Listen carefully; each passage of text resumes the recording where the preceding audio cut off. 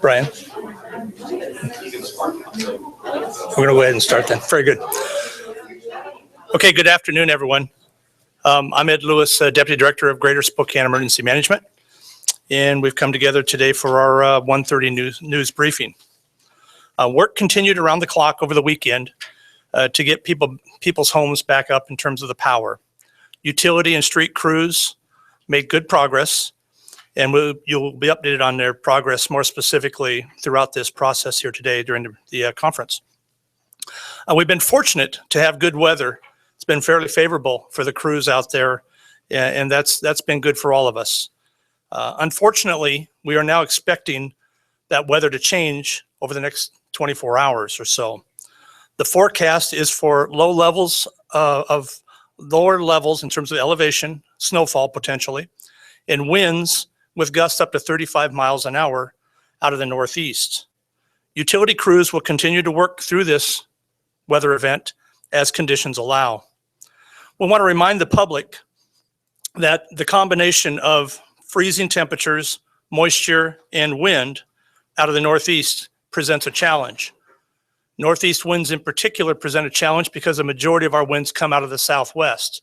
And so if you think for a moment how a tree plants itself and stays in place, a northeast wind is kind of counterintuitive to how they grow in our area. So those that have been weakened will be more susceptible, and those who may not be weakened will be susceptible because, again, the wind is coming out of the northwest. We encourage you to continue to use extreme caution around down debris and power lines. We do not want to lose the emphasis on that. The debris that is down now or maybe hanging up high in a tree could very well become unstable in this coming event. So let's use due diligence and caution out there. We also ask drivers to be even more cautious as this winter storm potentially approaches us. Snow could obscure obstacles in the roadway that still exist from the storm, and we especially want you to be careful around signals, following distances. Let's make sure that we do everything possible to see that we don't add to the trouble that we have right now. So please slow down, expand your distance behind other vehicles, and make sure that you're taking care of yourself in that manner. In addition, as this storm approaches and we have crews out there and continue our work, we ask that if you don't need to be out, that you try to stay home, stay with friends, or utilize one of the shelters that have been put together for us. In addition, we'd like to ask folks to clear storm drains and debris out of those drains so that if we do get some moisture, that allows those systems to flow freely so that we don't have backups and other kinds of conditions related to that. In addition, the snow plows certainly could be out. And so again, use extreme caution. For those of you without power, there are 23 day and overnight shelters that are still open throughout the community, including 5 shelters supported by the Spokane Public School District. The updated list is available for your use through many of our partner websites. One in particular I'd like to speak about today is the Spokane Regional Health District, srhd.org. That site would be one that you could go to and get the list of those shelters where you can receive services. In addition, those updated resources will be made available to the media here today so that it can be posted appropriately by you folks. One final note before I turn this over to our other community partners is that the Department of Emergency Management has launched an online storm damage collection tool at www.spokanecounty.org/emergency management. If you were to go online and utilize that, whether you're a resident or a small business that has suffered damage, we would appreciate you utilizing that portal so that we can start gathering that data for our community as we move forward. At this time, I'd like to turn the microphone over to Dr. McCullough from the Spokane Regional Health District.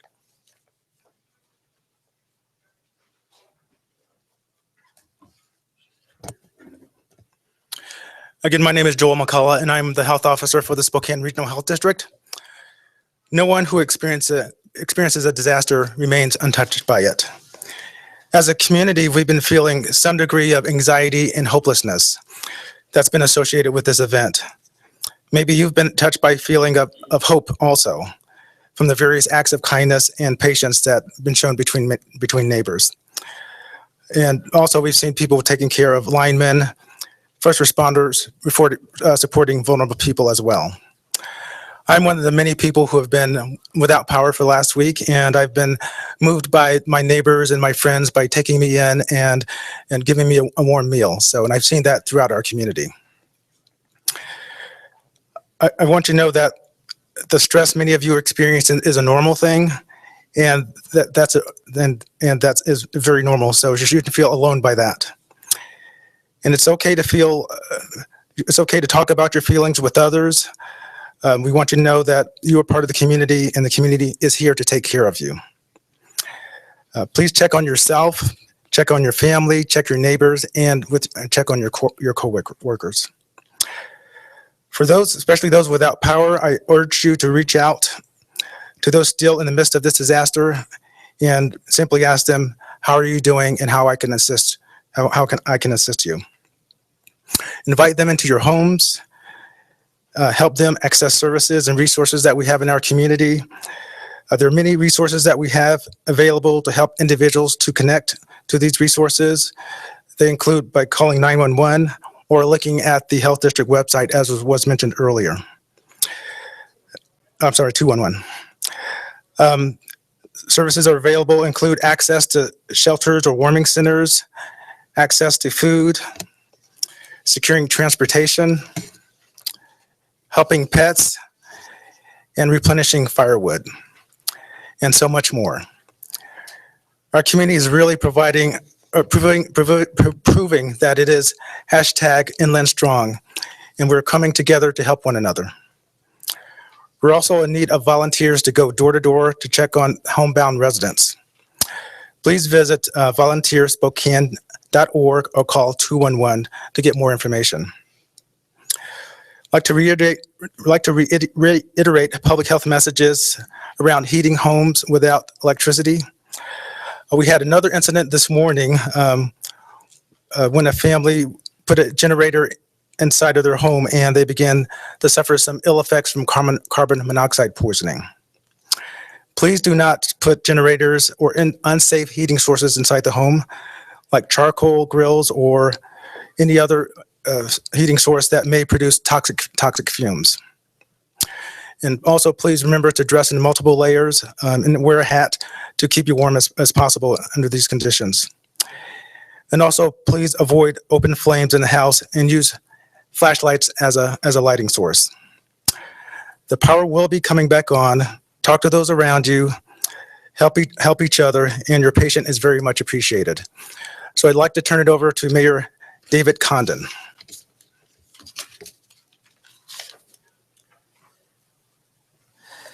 Thank you, Doctor. We are obviously realizing the devastation of the storm, the loss of power. The cold has taken a tremendous toll on tens of thousands in our community.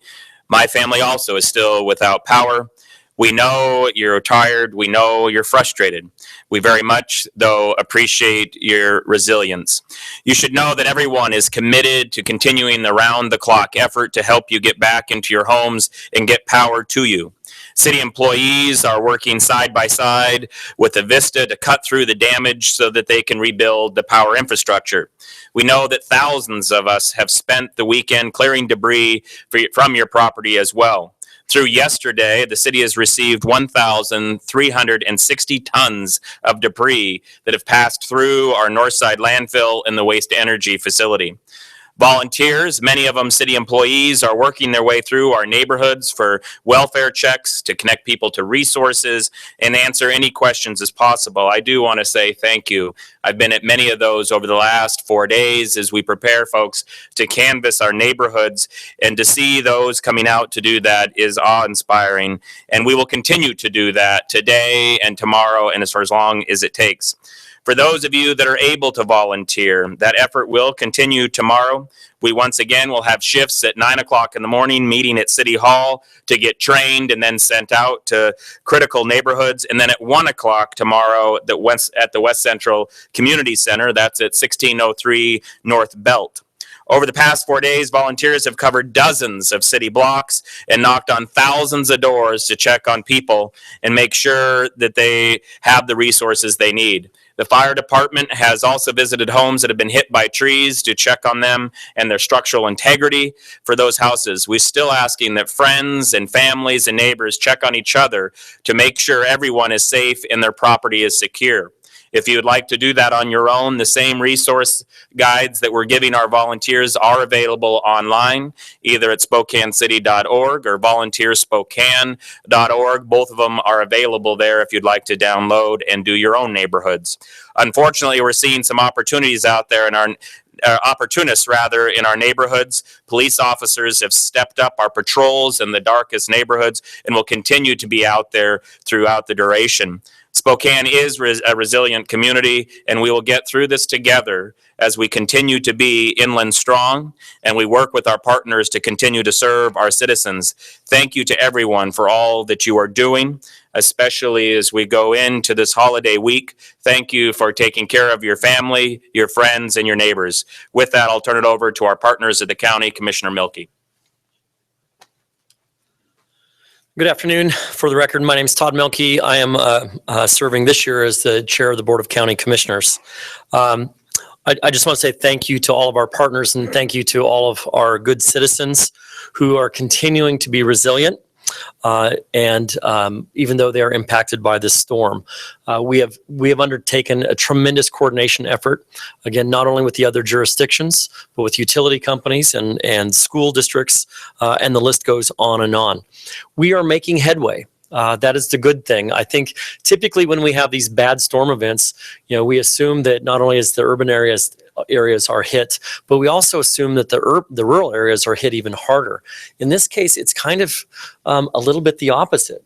In this storm event, we have seen tremendous impact in the urbanized areas, and a little bit less impact, albeit I don't want to underscore that for those impacted in the more rural areas, that is still very significant, but we're just not seeing it as we normally would. With regard to the county services, what we're seeing is we've cleared pretty much all the roadways, with the exception of those that still have down power lines entangled in the brush. But for the most part, our roadways are clear. I think we have one signalized traffic outlet light that's still out. That's in the vicinity of Farwell Road by Farwell Elementary School. So we want people to make sure that they're careful in that area. That is a relatively new stoplight that was installed here in the last couple of years. And so I don't know that a lot of people are still used to it, especially if it's extremely dark in the evenings and run through that when they should be observing that as a four-way stop. Other things that we are doing, we are partnering with the city of Spokane. We are accepting brush for free, but as of today, we have changed that up a little bit. We were accepting that at both the Colbert Land Transfer Station as well as the Spokane Valley Transfer Station just off Sullivan, as we have needed to go back to normal operations and make room for those, and recognizing the extreme volumes, as the mayor cited, that we are getting. We have had to isolate our brush collection to the Colbert transfer station. So for those that are still cleaning up and hauling brush, we anticipate that that's going to continue into the Thanksgiving weekend. Please haul that to the Colbert transfer station. If you've got larger pieces, we will accept all sizes, but if you've got larger pieces, we will probably ask you to toss that off in a separate pile, and we're trying to coordinate that with those that might need firewood to stay warm. So any efforts you can help in assisting us with that would be great. Scraps, our animal control facility, is also assisting those that may need help sheltering their pets, where they don't have their electricity and heat back on, and those pets are vulnerable. So please call Scraps and coordinate with them as well. The one thing that I think that all of us are looking at with a little bit of hesitancy and uncertainty is what the weather is going to give us starting tonight. We always assume the worst, and hopefully it never gets here. But again, we're asking that people do take due precaution. As Ed has mentioned, where power is out and we don't have normal street lights, that brush in the road can be nearly invisible, especially if it's slightly covered in snow. So please, depending on weather conditions, drive safely. Watch for any road hazards as you are transporting yourself and others throughout this community. The last thing that I would like to say is as we approach the Thanksgiving holiday, all of us, including myself, have family that continue to be directly impacted by this event. As we approach the holidays, sometimes they're simply looking for a place that they can find a warm shower, that they can hang out and watch TV, warm up a little bit, and maybe share a warm meal. If you have the ability to extend that kindness to your neighbors, to your friends and associates, please do so. Because I think that helps deal with the stress of the situation, is just having a place they can go to and relax and wind down. We're committed to seeing this through with with all of our partners, including our utility companies, and giving them the support they need to get the job done. We are at a point, and I think I will trust that they will give you more specifics about this, but we have been asked by citizens, why aren't we having more volunteers come in and help get the power back up? That is a very specialized task that requires experts. So I know some people have said, well, call in the Guard, maybe they can do it. Again, this is specialized training. These are people and that's really where we are, I think, in restoring power at this point, is we need the electricians, we need the linemen, we need the people that really know what they're doing as they're untangling the wires from the brush. So it's not just a matter of having volunteers show up with chainsaws at this point. With that, I'll turn this over to Mike Jackson from the City of Spokane Valley. Hi, Mike Jackson, City Manager for the City of Spokane Valley. And on behalf of the City of Spokane Valley, I would like to extend our appreciation to all of the citizens in the inland Northwest for your compassion and your perseverance as we get through these difficult times. There is a shelter available in the City of Spokane Valley, and with the predicted cold weather, we anticipate more citizens may be in need of the shelter. That is the Red Cross shelter at the Spokane Valley Assembly of God Church at 15618 East Broadway, just east of Sullivan. That shelter has capacity, and they have beds, food, warmth, power to charge your mobile devices, and they're also able to welcome some pets. The City of Spokane Valley has removed all trees from the roadways, again, with the exception of those that we're working with the power company to remove if they're entangled in power lines. And we believe there are about 10 of those trees in the valley. All of our street signals, with the exception of 3, are back up and running. And those 3 are power-related issues. All of our regulatory signs are back up and running. We have a number of trees down in our city parks, and we're trying not to redirect resources to the parks, although we'll begin very soon to do that. But we ask citizens to stay away from the parks, and for now to keep the children out of the parks. The trees that are on the ground represent a very dangerous situation. They are unstable, and we'll be working as quickly as we can and as resources are available to remove those trees. If the community members need any type of assistance or need to report any issues to the City of Spokane Valley, there's one number to remember. That is 921-1000. The Sunshine Spokane Valley University Road Transfer Station remains open to accept all sizes of wood debris created by the storm. And we also have day use facilities available for warmth and power at the Spokane Valley Library. That is at 12004 East Main in Spokane Valley. And with that, I would like to turn it over to Scott Morris, CEO of Avista Power. Thank you. Thank you. Good afternoon, everyone. Let me just start by saying, again, thank you to our customers. Words cannot express how grateful I am for our customers' patience and their perseverance as we continue to work as hard as we can to recover from what is the worst natural disaster in our 126-year history. I know it's very difficult and very stressful to be without power for 6 days, especially with the cold temperatures we're experiencing. But I do want to assure you that we're doing everything possible and dedicate every available resource that we can to restore your power. And let me give you some examples of where we are today. Just today alone, in the morning, we rolled more than 100 crews out of our Spokane dock area. Those crews work 16-hour shifts. They then often, after their 16-hour shift, they come in. We get them to a hotel. They maybe get something to eat. They are probably getting maybe 4 or 5 hours of sleep. They get up and they get to work before to start that next 16-hour shift. So many of these linemen have been doing this for 5 and 6 days as well, and they're still going, and they're still going strong. We called in even more reinforcements from the outside area. So around the clock, because they're rotating shifts, we have 132 crews working on a rotating clock basis. That includes a Vista crews, contract crews, and our mutual aid crews.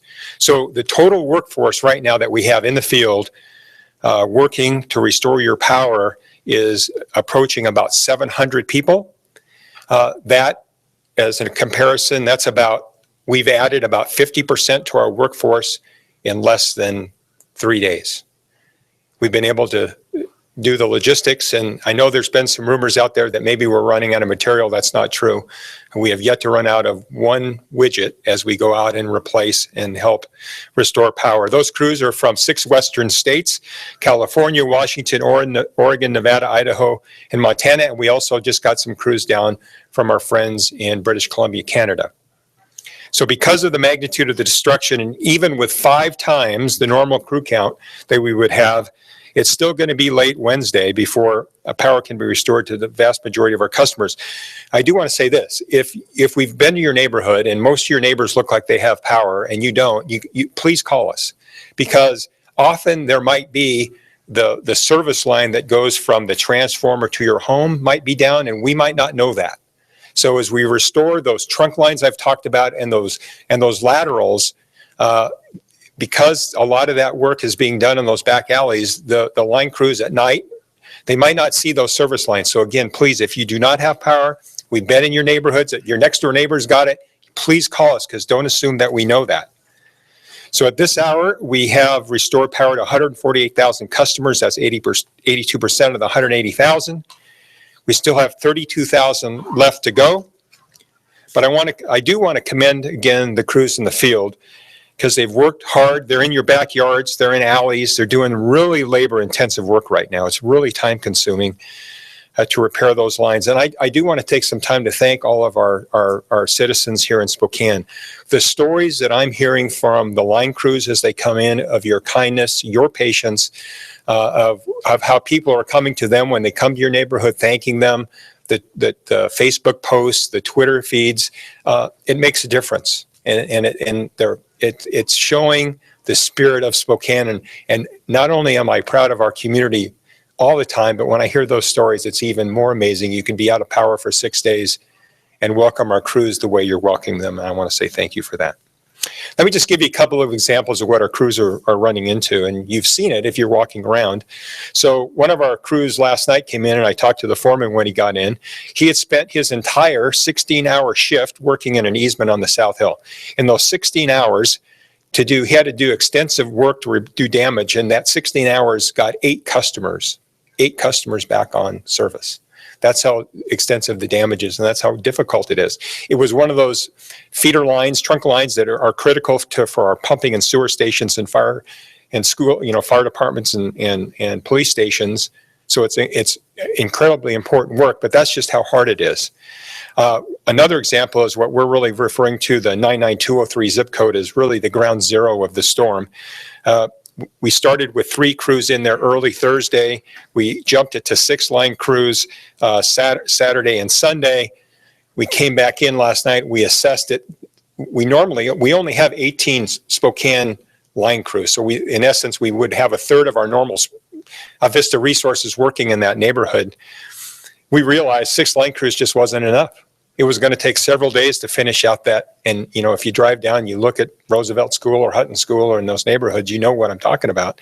So now we've got 12 line crews in there trying to do the work to get it done. And again, remember, it's backyards, it's easements, it's one section at a time. It's really time-consuming work. So remember, we're working in populated areas. The backyards or easements are where we really can't take heavy equipment. So crews are, you've probably seen them. They're hand digging, they're carrying poles, they've got ladders, they're doing work kind of the old fashioned way. Often they're having a jackhammer because as the South Hills, you'll know, is famous for its basalt and its rock. So when you are hand digging, a lot of times it's rock and it's hard to do. It's getting cold, the ground's frozen. I could go on, but they're doing it, and they're doing it as fast as they can. So at the same time, we're monitoring the weather, and we've all seen the forecast for snow and wind headed our way. So because of that, we monitor the weather, but know that even with the weather, our crews will be out there working. That's what they do. So to wrap up, we have 132 crews at our disposal. Yesterday, we had 123 crews, so we got more in. We have almost 700 resource of skilled electric line crew and others in the field. We've even asked for additional Avista employees to support our field crews, the logistics to pull off almost a 50% increase in your workforce behind the scenes. As we've got every able-bodied person we can think of to do something to help support those crews. And we also are trying to do what we can do, listening to Doctor about helping our vulnerable customers. We've had many Avista employees volunteer who are going door to door, helping to check on our most vulnerable customers. So I'm seeing the comments, and I've talked to customers myself. And again, I want to know that I hear you, and we're doing everything that we can to restore your power. I know that sometimes after 5 or 6 days, it can almost feel hopeless. When you're at the end of a storm like this, and you're seeing neighbors, I understand how frustrated it is. It's what about me? We know you're there. We're working to get to you. We will get your lights on. I promise you. And with that, I guess I just want to say that with this storm of the century for our community, I know that we'll continue to be inland strong. So thank you. Good afternoon. My name is Glenn Best. I'm the Chief Operating Officer at Inland Power and Light. Like Scott, I don't necessarily have to go over all of the little things that Vista is doing. Inland is doing the same thing when it comes to appreciating the patience of our membership. We have 40,000 members. We currently have about 3,375 customers still out of power. The bulk of our system has been restored, but we are now running into the secondary lines that are out in the rural areas that have major devastation and could take a continued 2 or 3 day effort to get the bulk of those restored. Again, thank you so much to our members. Also want to thank our employees. Our employees have been working tirelessly out there, our line crews and our office staff. Many of our linemen are out there working, and they don't have power at their homes either. So they're not able to get home and take care of things, and so we really appreciate their efforts. They're extremely dedicated individuals. They're professionals in what they do, and they are all about getting the power restored to our customers. So kudos to them. They're doing a great job, and we appreciate them very much, as with our membership. Your patience is it helps us so much with all of the comments and all of the accolades that come in for all of the work that's being done. Yes, we hear from some of the negative ones as well, and we understand that. This is extremely stressful time for many, and we understand that. And I can stand here today and say that we are doing everything within our ability to get your power back on as quickly as possible. Please remember to be safe out there. Don't go near down power lines. This is the time where power has been laying on the ground for a long time. There's never any guarantees with electricity. You want to stay away from down power lines. If you have a power line still laying in an area that you see is unsafe, or it hinders you in any way for access to some of your personal areas, please give us a call, and we'll make sure to take care of that right away. Again, like I said, 3,500 members still out of power. It's about 8.37% of our membership. It sounds a little bit small when you're comparing it to the size of Avista, but I can tell you that with the 22 crews that we currently have working on our infrastructure to Inland Power and Light, that is an army of people. And we can't necessarily bring on another 100 crews because we just don't have the administrative ability to manage that many crews. We are at the absolute maximum amount of manpower that we need to accomplish the rest of restoral to our system. So though it sounds small, maybe comparatively, 22 crews is a lot of manpower out there working to restore the final 3,500 people that are out of power. We also have tree crews that are working. They go in front of our crews to clear the way so that we can restore power quickly. So the bulk of our system has been restored, and we're working on the secondary line serving just a few members. And this is where it gets frustrating and tedious. This can be a 1 or 2 span overhead tap going into the bush. Everything's restored up front, and they're now coming down the driveways, and they're just seeing busted poles and wire all wrapped up in the trees.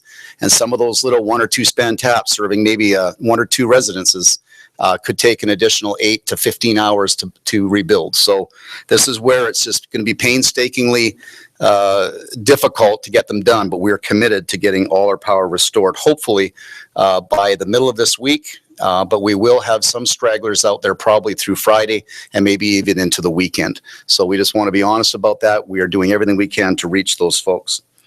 Couple of things I just want to mention again, a reminder on cold load pickup. And generator safety. We've been having a lot of incidences at Inland Power and Light where our line crews are out working and generators are running, and they've tested the lines to find that there's electricity or current flowing through the lines because the generators are backfeeding through their panels. Electricity works in reverse.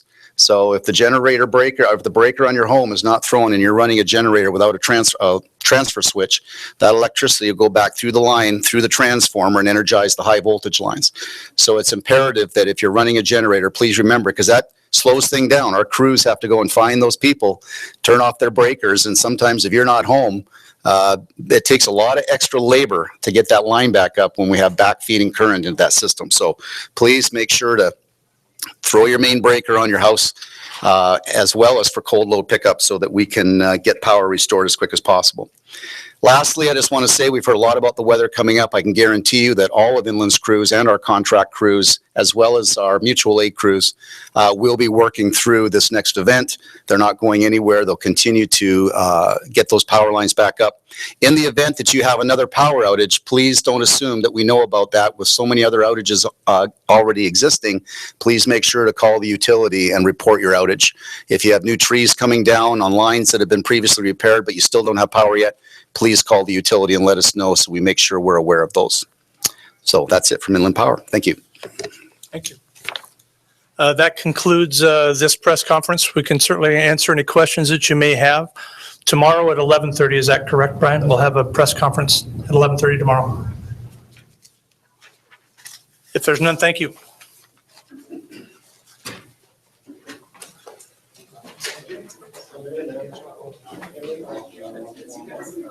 By the way,